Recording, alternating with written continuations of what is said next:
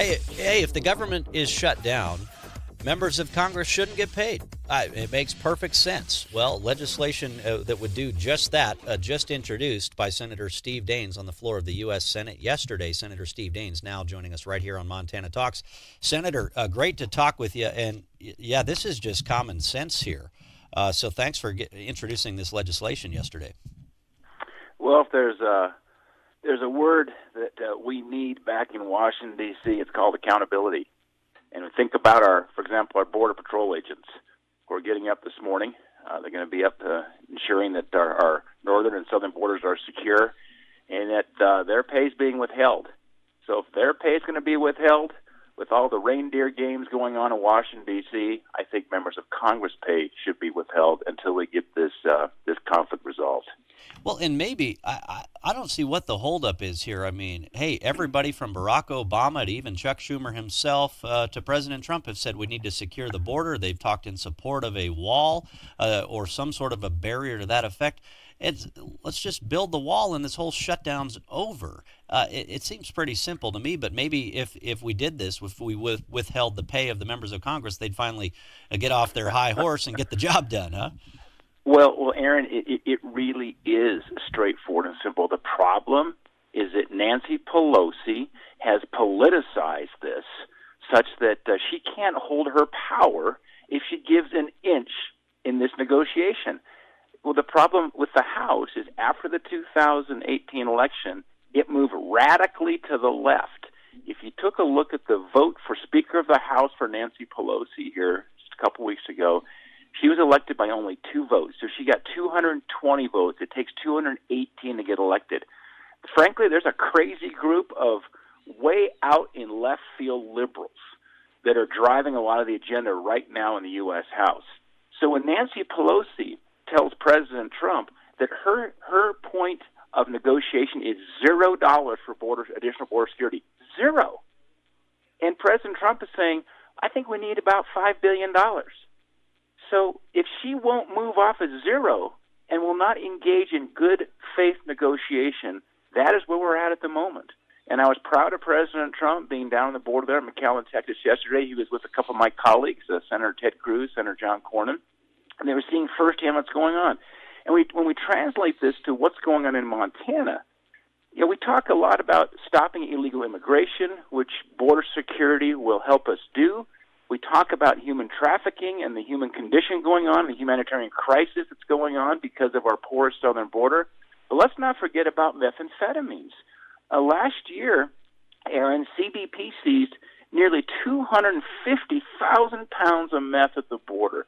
Now, remember as Montanans, several years ago, the meth crisis was getting a lot of press, and those were back in the days when you had the homegrown meth labs across Montana.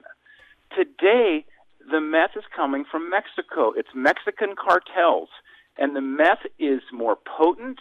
The meth has gotten cheaper. The meth has gotten distributed in greater quantities, and it's coming from the southern border.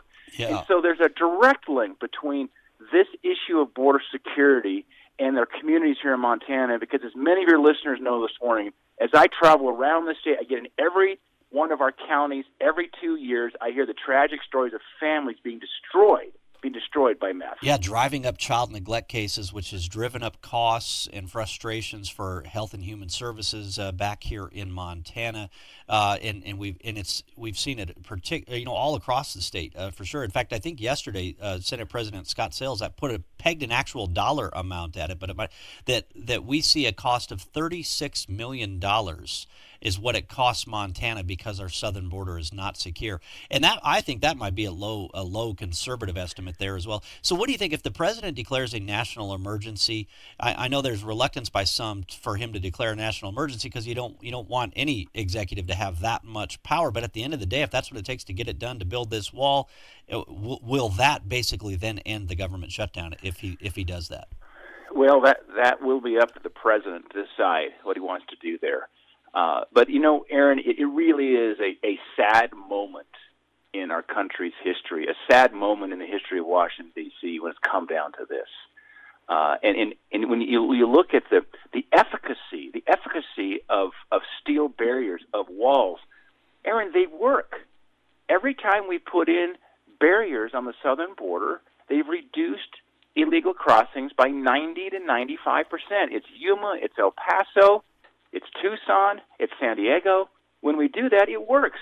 I've been in Jerusalem several times in this job as serving the U.S. Senate, looking at issues with Israel and Middle East and the security of our great ally Israel.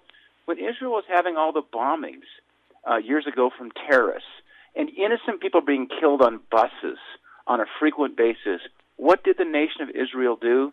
The Israelis built barriers. They built a wall to secure Jerusalem. And guess what? The bombing stopped. It worked, so yeah. They work. And unfortunately, Nancy Pelosi and Chuck Schumer believe this political fight to ensure that President Trump doesn't get to something that he has fought for and campaigned on the American people want. They're putting that fight as a higher priority than the security of this nation and the safety of its people, and that's ridiculous. Yeah, I was in Tel Aviv back in, I think, 2004, and went to a place called Mike's Bar, right next to what was then the U.S. Embassy in Tel Aviv that had been blown up by a suicide bomber, and they got the the place back up and running.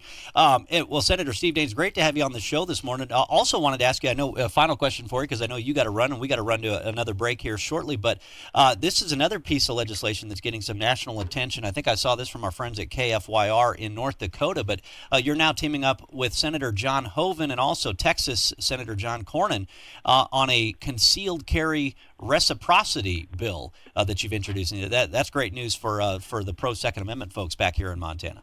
Well, that's pretty straightforward. It simply does this. It allows individuals with concealed carry to, in their home state, to exercise those rights in other states. I mean, I think about a driver's license, Aaron. If I've got a Montana driver's license, I've passed the tests. I've been given a license by the state of Montana. If I drive to Wyoming, I have to stop in Wyoming, and my license is no longer any good. I think that principle applies right now to concealed carry reciprocity. So this is important. We all know those who support the Second Amendment and freedom understand that when you have more members in our society who are properly trained in the use of firearms and have concealed carry permits, you're a safer nation, a safer community. That's for sure. I think it was John Lott who said more guns, less crime, and he's got the data to back it up. Senator Steve Daines, appreciate you joining us this morning. Thanks for being with us. Thanks a lot, Aaron.